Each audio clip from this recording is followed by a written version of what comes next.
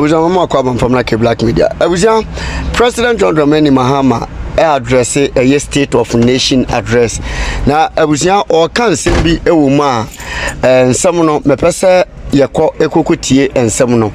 Nin anese or cancer free education a free SHS no and ya dear say will become another chance on so I was young or can be at the afar a year and Akufu or team no Bobo Mudin and also work on some kakra and work a car MPP for a Jan or Honoma or no His Excellency John Dramani Mahama Eba Abakusa Kano. Now I can't send me blame Mamma Cassanet and Dembeso come home you could hear someone of FCCA 15 billion cedis.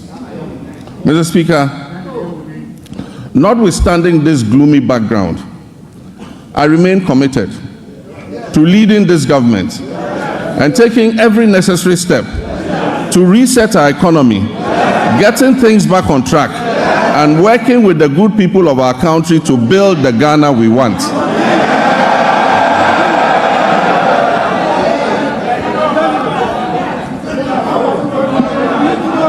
Mr. Speaker, in our efforts to complete all outstanding structural reforms,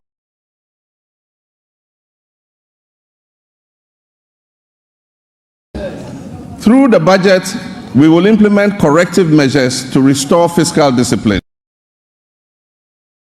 and debt sustainability. We're also working hard towards completing the upcoming review of the IMF-supported program.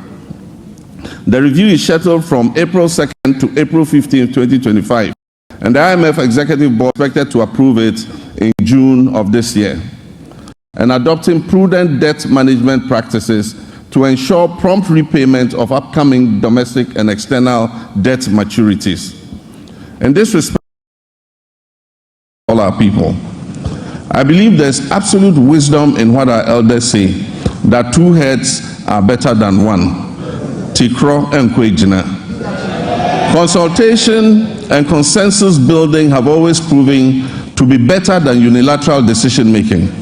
It is my hope, therefore, that our colleagues on the other side of the divide will display love of country and participate in this national dialogue, unlike the boycott of the Senchi Forum in 2014.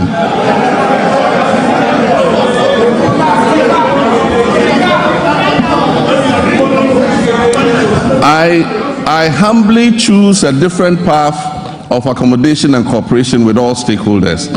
We will continuously engage on important issues so that together, as a nation, we can reset our country and focus on sustainable development. Mr. Speaker, honorable members, together we shall build the Ghana we all want. Mr. Speaker, my administration inherited an energy sector on the brink of collapse. It was weighed down by unsustainable debt. This unfortunate situation has led to many independent power producers and fuel suppliers threatening to cease their operations. Mr. Speaker, listen to this. Despite collecting over 45 billion cedis in energy sector levies, ESLA, over the last 8 years, the outgone administration has left the Ghanaian people with an energy sector burdened with a staggering debt of 70 billion cedis as of December 2024. It is of deep concern that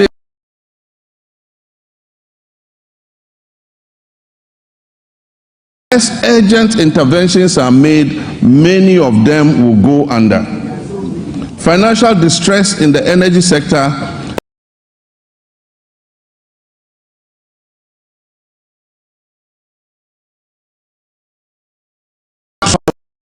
in general. Compounding these challenges, critical maintenance activities such as the scheduled pigging gas pipeline WACO were postponed from 2024 to 2025 without sufficient contingency measures for alternative fuel supply.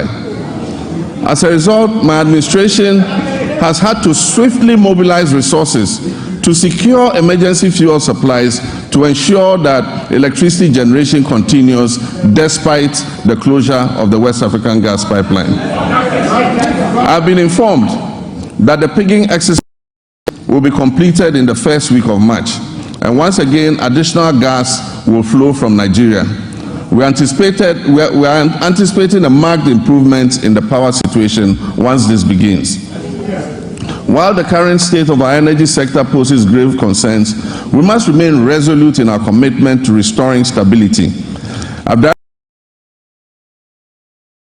Far-reaching reforms, including enforcing a single revenue collection account, adhering to the cash waterfall mechanism, and eliminating all wasteful expenditures by the state utility. Mr. Minister, Mr. President, Mr. Speaker, following my directive, Mr. Speaker, following my directive, the Minister has set up an advisory committee to guide the participation of the private sector in metering and billing in order to improve efficiency in revenue collection and also reduce the high commercial and technical losses that are threatening to drown the state-owned utility company. A pilot partnership between ECG and Enclave Power has proved highly successful and provides us with a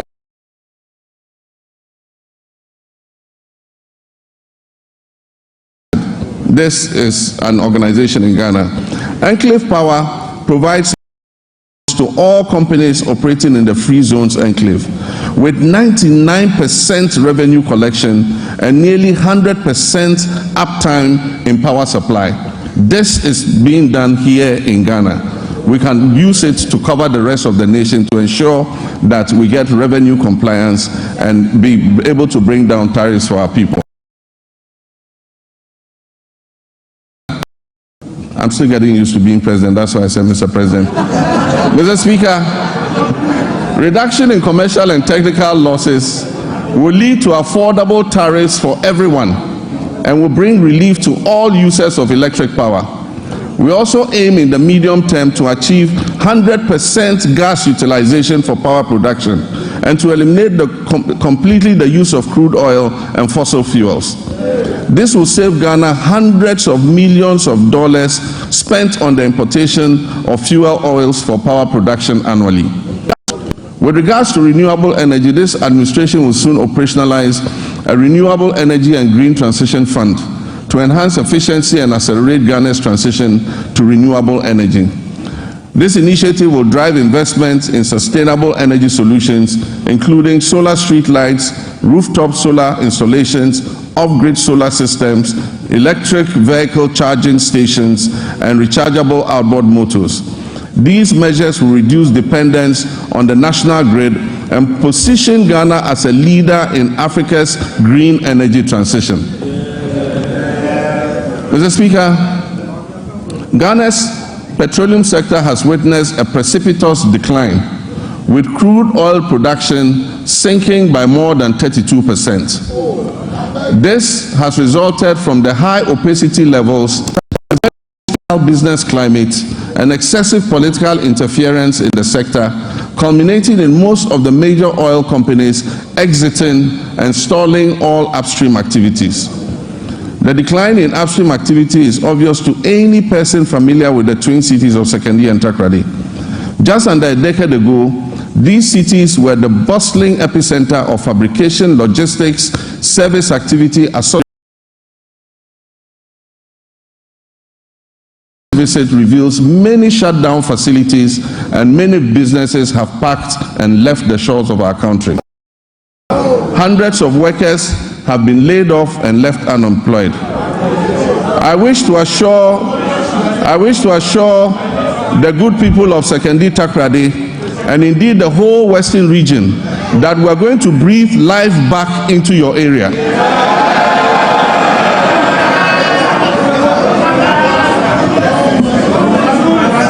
Mr. Speaker, we have already commenced revitalization of our upstream petroleum sector by creating a business-friendly and congenial environment for our partners and other prospective investors who wish to come in. My meeting with the players in the upstream sector have been extremely positive, and we have been assured of substantial investments running into billions of dollars in the very near future. Mr. Speaker, the Minister amicable resolution of the issues between Springfield and ENI, and this should make our oil and gas prospects more attractive to investments going forward. Mr. Speaker, Ghana has fertile lands, abundant water, and human resources. Yet we face a paradox. Our food import bill continues to soar, reaching alarming levels of over $2 billion annually. In addition, rising food inflation. To address this, we're implementing several well-considered policies to grow the agriculture, including agro-processing. This will be backed by reliable power supply to meet our country's needs while advancing exports to earn foreign exchange and strengthen our economy. Mr. Speaker, the Agriculture for Economic Transformation Agenda, AETA for short, will modernize agriculture, enhance agribusiness, ensure food security, it will lower food inflation, it will boost exports, and create sustainable jobs. The Feed Ghana program will increase food production and reduce prices through projects like the Grain Development Project, focusing on rice, maize, and soya bean production. The Vegetable Development Project will target crops such as tomatoes,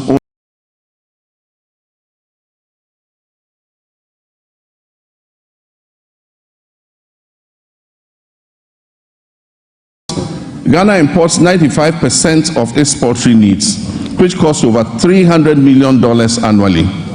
To reverse this trend, government plans to revamp the poultry sector by investing in hatcheries, feed mills, processing households, producing eggs and fresh poultry for the market, and it will help reduce poultry as profitable and appealing, making it more attractive to our young people. We will implement an Agri-Next program to facilitate access to land banks by young farmers, to connect graduates with opportunities in the agricultural value chain, and promote greenhouse agriculture among the youth. This livestock development project will also address Ghana's reliance on imported meats by restocking breeders in every agricultural district, ensuring that farmers have illegal, unreported, and unregulated fishing, which threaten our marine biodiversity and the livelihoods of our hard-working fisher folk. We have intensified surveillance and monitoring operations, bolstered by the deployment of modern technology and strengthened collaboration with our key stakeholders. In the last month, we have expanded the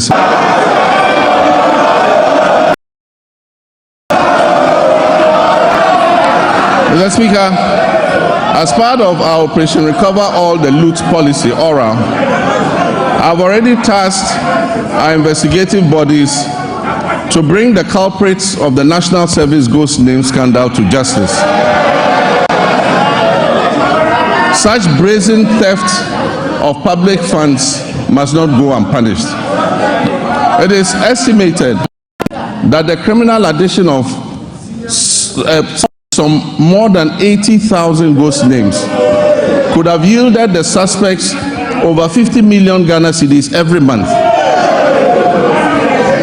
Unfortunately, some of these suspects are believed to have absconded from the country already.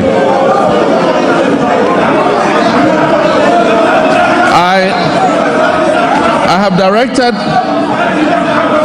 that they be declared wanted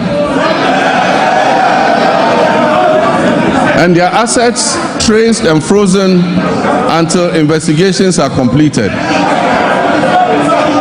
To achieve a legally robust regime to govern national service, I've also tasked the Minister for Youth Development and Empowerment to coordinate and present to Parliament a legislative instrument to support the implementation of the newly passed National Service Authority, that's Act 1119. We will introduce short military training as part of our national service scheme. This will instill a sense of fitness and discipline into our youth. The administration of scholarships is another challenge. It has been fraught with a lot of challenges. The poor who genuinely are unable to access them because the rich and wealthy always crowd them out.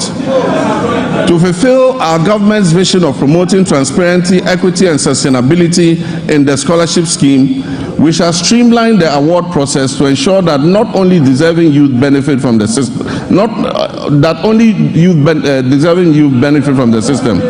We shall introduce increased transparency, including publishing the list of beneficiaries every year. Mr. Speaker, job creation is one of our main pillars, and it was one of the major promises we made to the youth of Ghana. To help actualize this promise, we're going to roll out what we call the Ejumawura program. This initiative will create, track, and mentor young businesses annually with a special focus on our youth. For the first phase, the top 2,000 implementable business proposals will be supported with business development training, mentorship, access to startup capital, marketing, and networking to operationalize their innovations and business ideas. We will also launch our flagship National Apprenticeship Program to equip at least 10,000 young people in the informal sector with employable skills, including providing apprenticeship fees and startup kits when they have completed.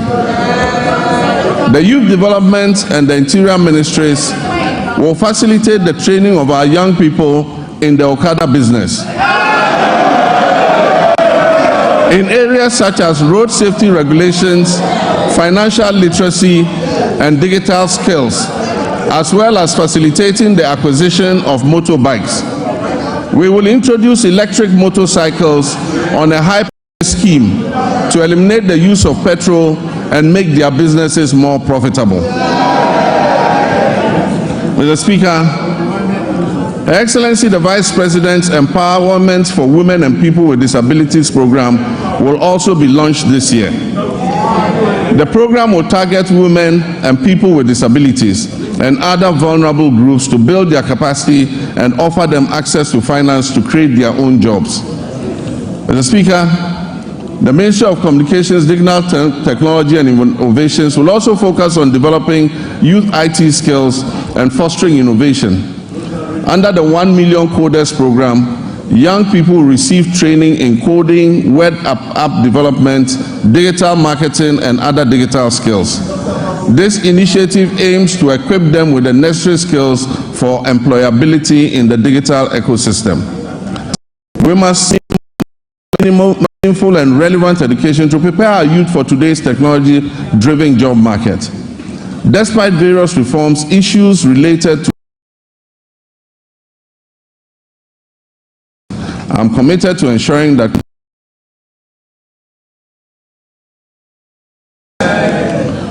the system we have inherited is outdated in many ways and must be realigned to the fourth industrial revolution.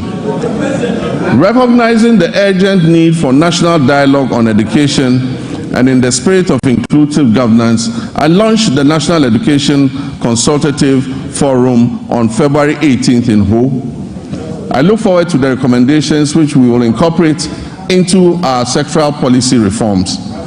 Mr. Speaker, even though Article 38 of the Constitution guarantees equitable access to education across Ghana, 30 years after the Free Compulsory Universal Basic Education FQ program was implemented, its full objectives remain unmet. To tackle this issue, government will redefine the scope of basic education and introduce the Zero to Hero initiative to enhance foundational literacy and numeracy. Additionally, ICT training will be integrated into early childhood education at the basic level. Over the next 3 years, it will be expanded to cover at least 300 classrooms, 30 centers of excellence, 1,000 teachers and district teacher support teams focusing on the teaching of mathematics and literature. The Ministry of Education will fully implement a new curriculum for senior high technical schools and STEM schools, introduce a standardized national sign language for hearing impaired learners from kindergarten to SHS, and review the kindergarten and primary school curriculums. To increase access to quality education, we will scale up our social intervention programs like the capitation grants, the feeding grants for special schools, and the government's BECE registration initiative. Mr. Speaker, to promote inclusion and equity, the government will enhance and resource the Islamic Education Unit to recruit more Islamic and Arabic tutors for English-Arabic schools. We will establish STEM and TVET schools in underserved and peri-urban communities. We will provide scholarships to brilliant but needy students in deprived communities, especially for study in law, medicine, and engineering.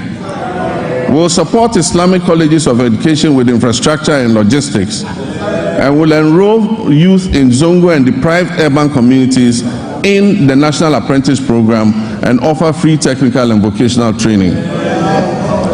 Mr. Speaker, it is important to continue to retain and motivate our teachers in all schools, especially in the rural areas. Government will begin plans for the implementation of the 20% allowance for teachers who agree to serve in rural schools. District assemblies are going to be involved in this scheme to ensure that the teachers are present and teaching in the schools that are selected. This scheme will reward such teachers for their sacrifices and ensure quality education nationwide, not only in urban centers.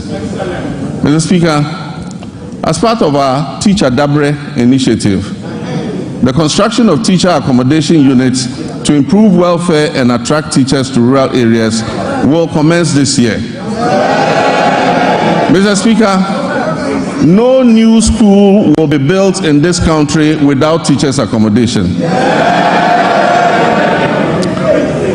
Mr. Speaker, honorable members, once again for emphasis and for the record, I, John Mahama, President of the Republic of Ghana, will not cancel the free SHS program.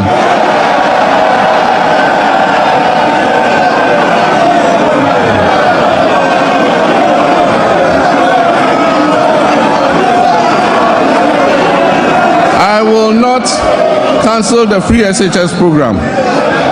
I am determined to make it better by improving its implementation. And also, for the record, students who have benefited from the free SHS since its inception are about 3.4 million. The of 5.1 million beneficiaries as put out by the previous administration was an exaggerated and false narrative calculated to achieve political credit. Mr. Speaker, while the free SHS program has improved access, the implementation of the program leaves much to be. The outcomes of the ongoing National Education Forum will guide our reform efforts in this sector. Mr. Speaker, in line with our promise, the Minister for Education has announced the restoration of Parent-Teacher Association (PTAs) in the running of schools. It is important for parents and communities to participate in the administration of their schools. The Ministry of Education and GAS will, however, ensure that PTAs do not impose unbearable financial burden on parents and students who cannot afford them.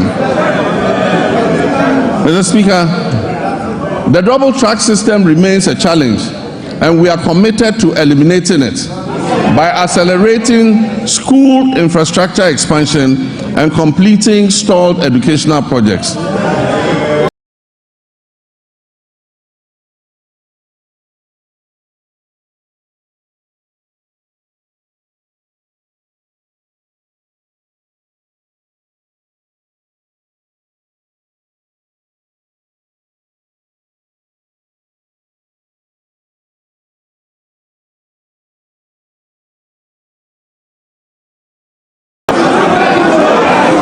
Mr. Speaker, efforts to decentralize school feeding and food management include strengthening procurement and store management records capacity. Once completed, food procurement and management will be fully handed over to the secondary schools to do their own food procurement. Mr. Speaker,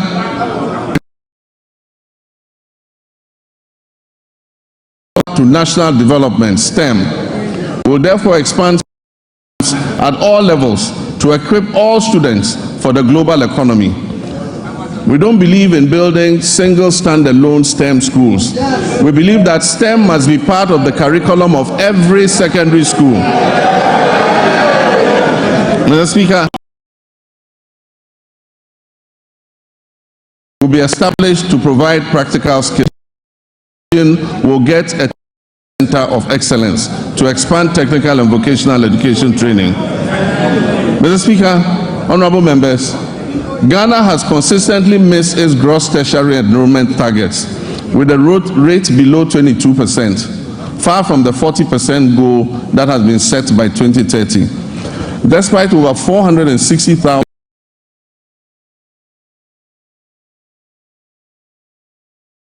education and only 35%, 161,000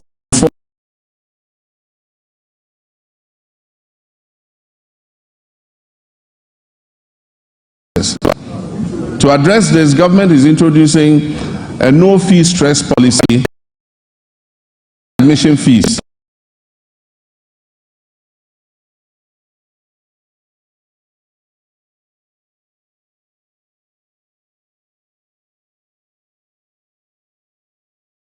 The no-fee policy will also cover all persons with disabilities. Will pay no fees for tertiary education throughout their study. And so PWDs who gain admission to tertiary institutions will pay no fees. Additionally, TVET enrollment will be increased from 11% to 20% to boost employment. Mr. Speaker, rising enrollment has strained university infrastructure, causing overcrowding and inadequate accommodation. We are determined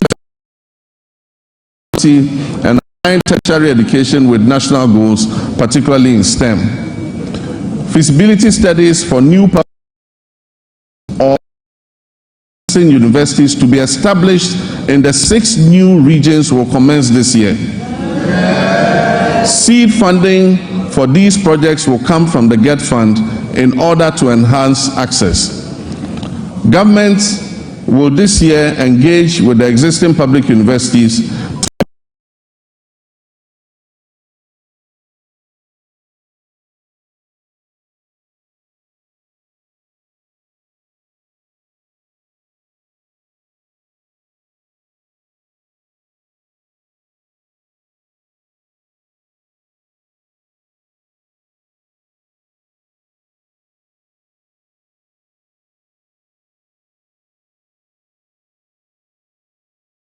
will be upheld. We will not interfere in the administration of our tertiary universities. And our hope is that the institutions will ensure good governance in their administrative practices. Mr. Speaker, next, our health sector faces significant challenges that jeopardize the very foundation of affordable health care. The Ministry of Health has a total liability of nearly 15 billion cedis when co-financing obligations, judgment debts, and payments to clear medical commodities at the ports are all put together. The last major hospital equipment program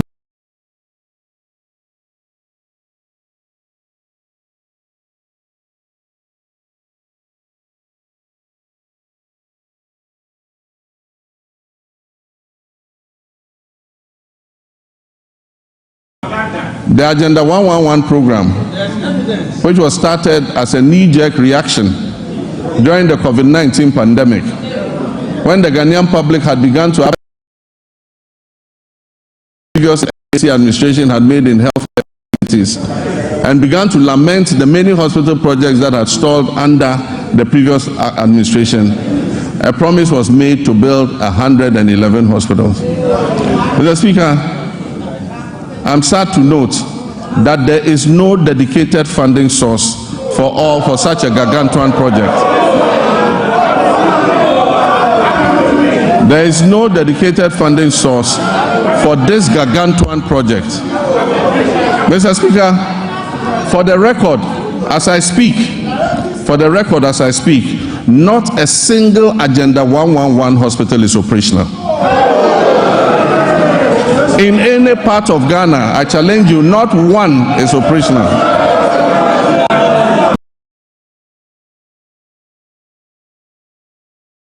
Closing.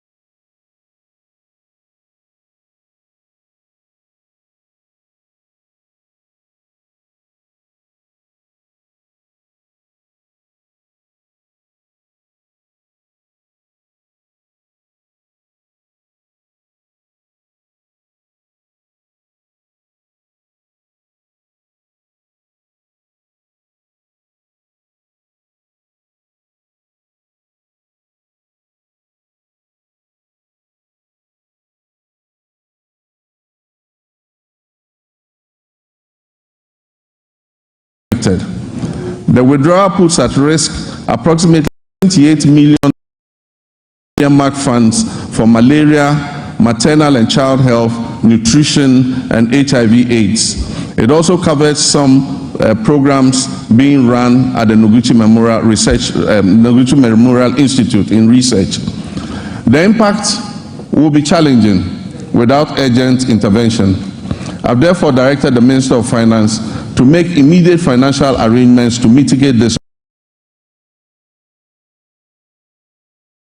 presented to this House next month on March 11th. Working with the NHIA will revive the Addo mobile healthcare vans. These vans will provide OPD, ophthalmology, dental, ENT,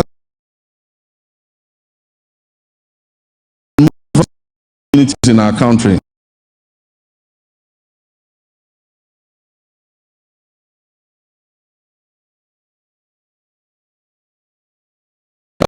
Public health experts are grappling with the conundrum of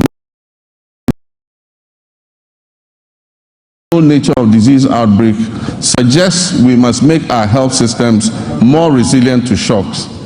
Since October last year, Ghana has faced a severe cholera outbreak. As of February 17, 2020, suspected cases, 545 of these cases were confirmed to be cholera, and unfortunately we lost 49. The Greater Accra Center, Ashanti, and East. To control the situation, we have launched an aggressive vaccination and public education campaign, among other interventions.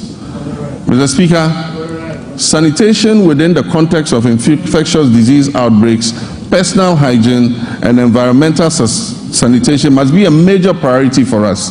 Our cities and towns must be made cleaner than what we currently have.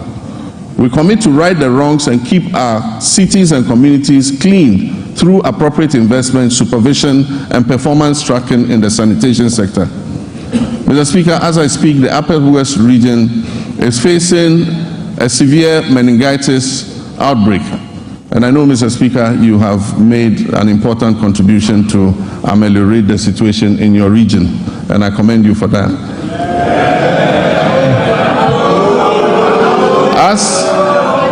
As of February 17, 2025, 135 suspected cases of meningitis were reported. 22 of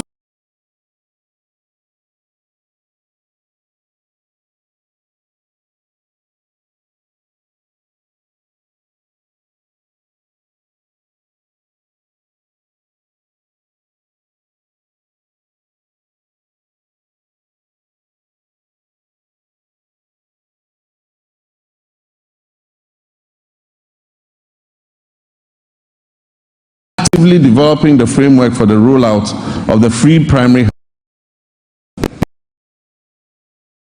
will mark a significant step towards Ghana achieving goal number 3.8, which is universal health coverage of the SDGs, by eliminating financial barriers to access. Also in line with our 120-day manifesto commitment, the composition of the technical committee is far advanced with plans to establish the Ghana Medical Trust Fund, also known as Mahama Cares, in the coming weeks. Mr. Speaker, honorable members, this fund will be dedicated to financing the treatment of non-communicable diseases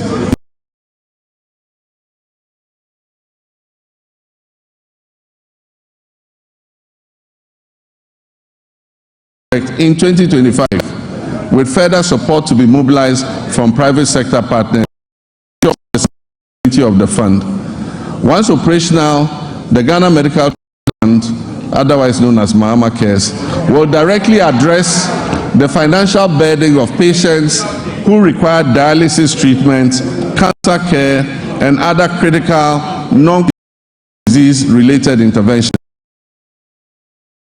Primary health care, which will focus on early detection and prevention,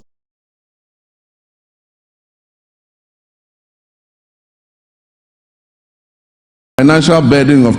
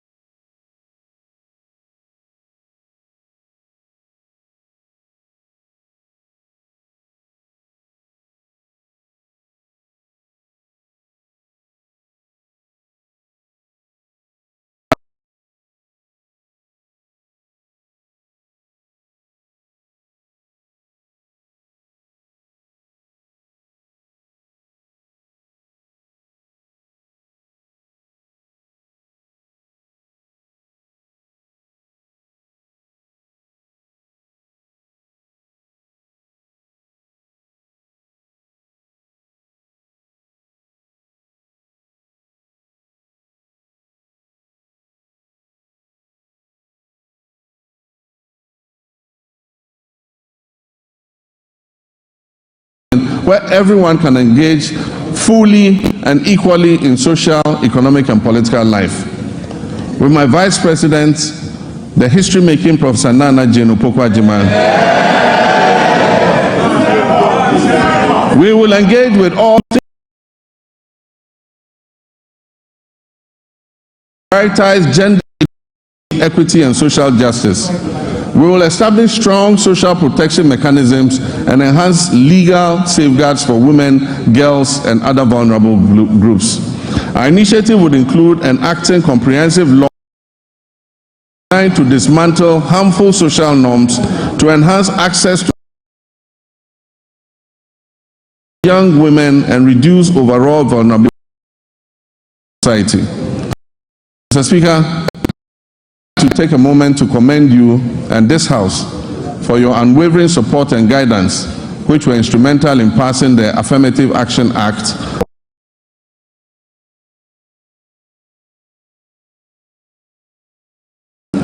My government is dedicated to successfully implementing this act to ensure gender equity across the political, social, economic, educational, and cultural spheres.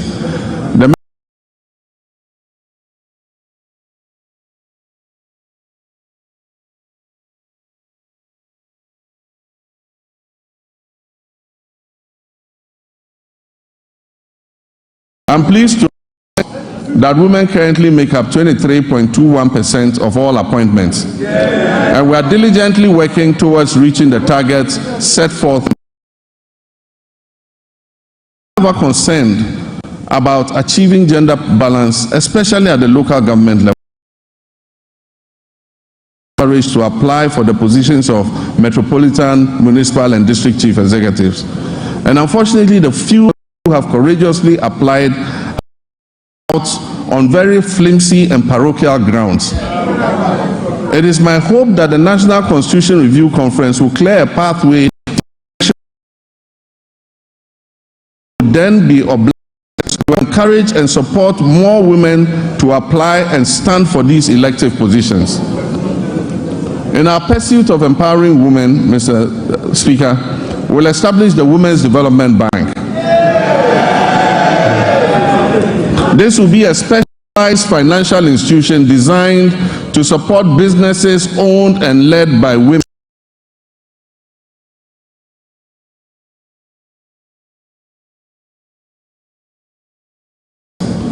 Consultative processes are underway to ensure the successful launch of this bank. And as part of our 120-day social contract, the Minister for Finance is going to allocate initial funding for the Women's Development Bank in the upcoming budget that will be presented to this House.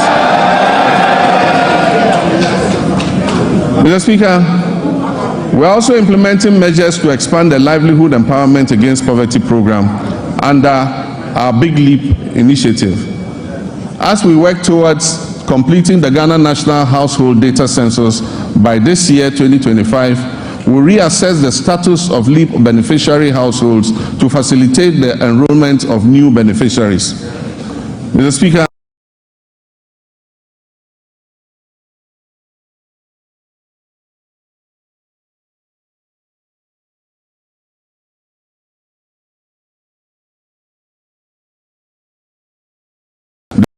of the Persons with Disability Act, Act 715 of 2006.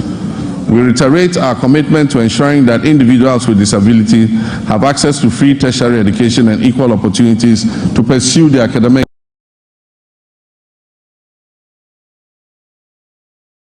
to ensure the implementation employers to reserve 5% of their employment for persons with disabilities. I am aware that a private member was shepherding this bill. Government is that 5% of all employment is reserved for persons with disability. Mr. Speaker, Ghana's sports sector, once again, which was a shining example of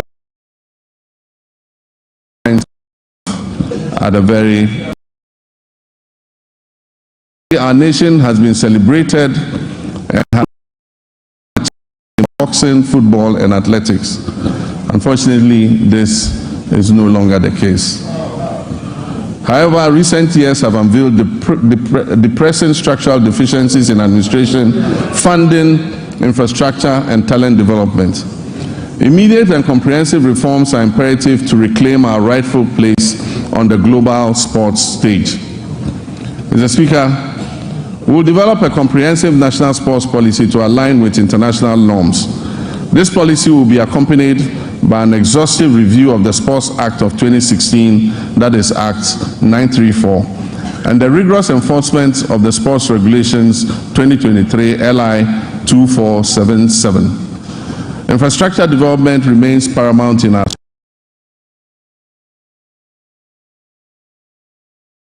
completing youth resource centers and constructing new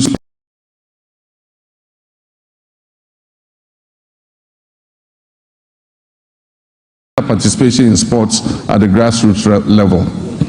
Recognizing the critical role of youth development, we're implementing a significant overhaul of grassroots sports with the establishment of the School Sports Authority. This body will oversee structured inter-school competitions and talent identification initiatives essential for nurturing future sporting champions. Over 60% of Ghana's elite athletes have emerged from these school sport programs.